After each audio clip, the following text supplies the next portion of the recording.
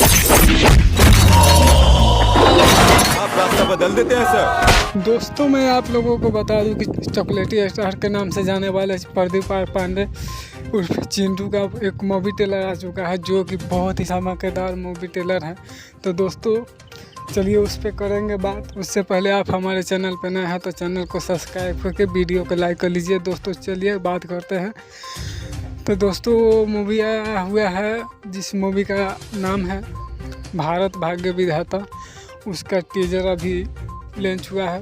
तो टीजर तो बहुत ही धमाकेदार है। और फिल्म की बात करें तो फिल्म पूरा देशभक्ति पे बना हुआ है। और ये फिल्म भी 18 अगस्त को आ जाएगा सिनेमा घरों में, तो आप लोग देख लीजिएगा।